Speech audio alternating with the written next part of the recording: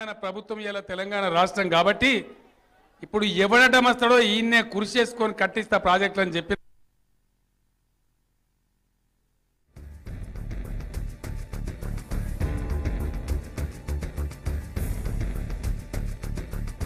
మొండి పట్టు పడితే తప్ప మరి ఎండిపోయిన పాలమూరుకు నీళ్ళు రావు. అందరం కష్టపడాలి.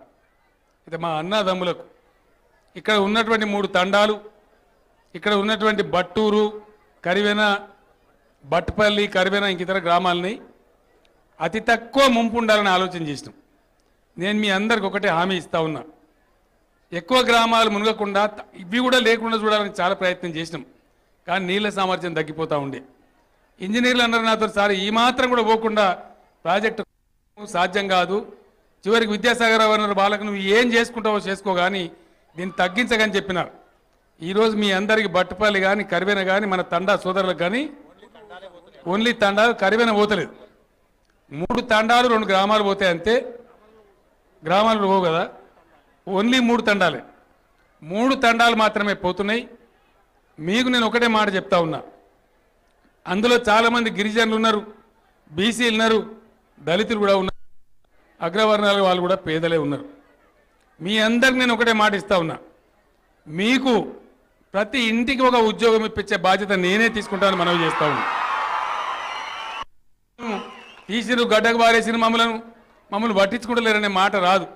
ఎందుకంటే ఇది ఆంధ్రప్రదేశ్ రాష్ట్రం కాదు, ఇలా సోయిగల్ల తెలంగాణ బిడ్డల తెలంగాణ రాష్ట్రం. ఇది మిమ్మల్ని కడుపులో పెట్టుకోవాలి. ఎన్ని లక్షల రూపాయలు పోయినా కంపెనీ చేసిన అవసరం లేదు. ప్రాజెక్టు ఇంతే మోతాదులో భూమి కొనియమంటే కింది రైతుల కాళ్ళు మొక్కైనా సరే మీకు ఆ మోతాదులో భూమి కూడా కొనిస్తాం. అదేవిధంగా ఎన్ని లక్షల ఎకరమైనా సరే కొనిస్తాం. రెండవది, ఉద్యోగాలు కూడా మీకు ఇమీడియట్గా వచ్చే ఏర్పాటు చేస్తాం.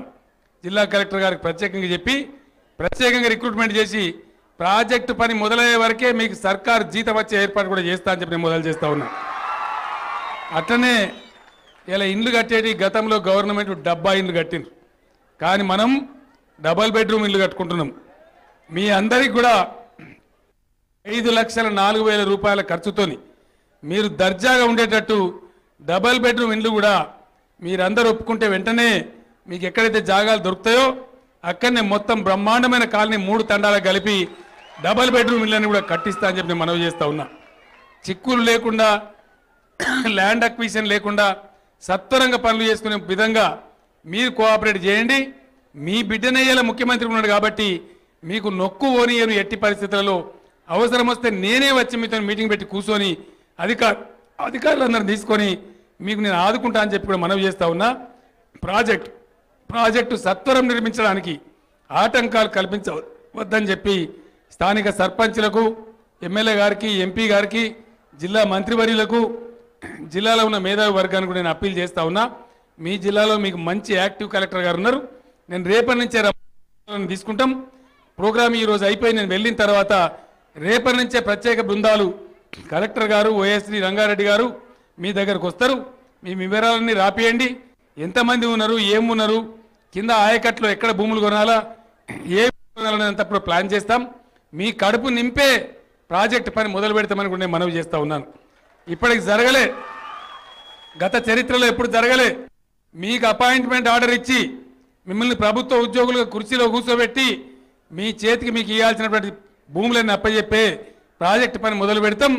ఇది వార్ ఫుడ్ బేసిస్లో ఇండియాలోనే ఒక క్లాసికల్ ఉండే విధంగా ఈ ప్రాజెక్ట్ చేసి చూపిస్తామని కూడా ఈ సందర్భంగా మనవి చేస్తూ, మీరు నష్టపోతలేరు, మీకు కేసీఆర్ అన్నాడు, మీరు లాభపడతారు గ్యారంటీగా, ఇంతకన్నా ఎక్కువ మీకు లాభం ఏర్పాటు చేస్తారని మనవి చేస్తూ మీ అందరికి శుభం కలగాలని కోరుకుంటూ మళ్ళీ సాయంత్రం సభ ఉంది, అక్కడ పెద్ద ఎత్తున మనం మాట్లాడుకుందాం, అన్ని విషయాలు చెప్పుకుందాం, దుఃఖాన్ని పంచుకుందామని తెలియజేస్తూ మీరందరూ కూడా ఈ సభకు వచ్చి బ్రహ్మాండంగా విజయవంతం చేసినందుకు, ప్రాజెక్టు నిర్మాణానికి సహకరించినందుకు మీ అందరికి కూడా ధన్యవాదాలు తెలియజేస్తూ, ముఖ్యంగా మా ఆలే వెంకటేశ్వర రెడ్డి యువ నాయకుడు, చాలామంది ఎమ్మెల్యేలు అయినారు, చాలామంది వెంకటేశ్వర రెడ్డి కన్నా ఎత్తు పొడుగు బాగున్న ఎమ్మెల్యేలు అయినారు.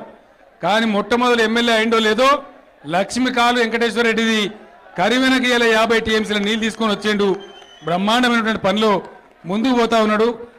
వెంకటేశ్వర రెడ్డి గారికి కూడా నేను భగవంతుడు సంపూర్ణ ఆయుష్ ఇవ్వాలని వారికి కూడా ప్రత్యేకమైన అభినందనలు తెలియజేస్తూ మీ అందరి దగ్గర సెలవు తీసుకుంటా ఉన్నా. జై తెలంగాణ.